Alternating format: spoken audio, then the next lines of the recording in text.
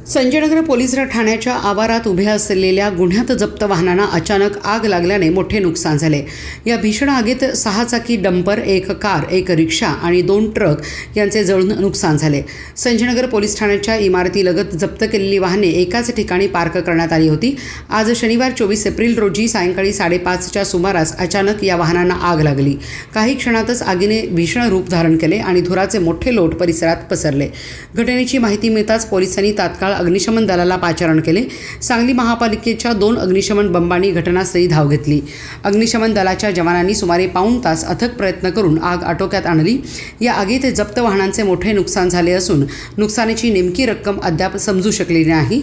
आग नेमकी कशामुळे लागली याचे कारणही अद्याप अस्पष्ट असून याबाबत पुढील तपास सुरू आहे। सुदैवाने या घटनेत कोणतीही जीवितहानी झाली नाही। दरम्यान आग लागल्याची माहिती मिळताच सांगली, मिरज आणि कुपवाड महापालिकेचे नगरसेवक हर्षवर्धन प्रतीक पाटील यांनी घटनास्थळी भेट देऊन पाहणी केली।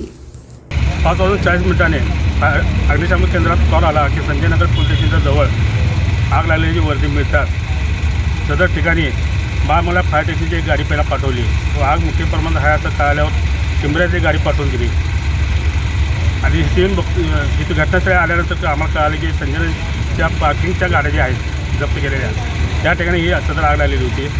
तरी 2 गाड्या आणून 2 खेपा पाणी मारून पूर्ण आग विझवलेली आहे। काय नुकसान झाले का यामध्ये? आगीचं अंदाज नुकसान काय समजून शकणार। गाड्या जप्त केलेल्या आहेत, त्याचं थोडाफार टायरी वगैरे पेटलेले आहेत। जे वाहनांचं नुकसान झालं आहे त्या जप्त केलेल्या गाड्यांचं? हां, ठीक। कार एक आहे, 4 व्हीलर गाडी एक आहे।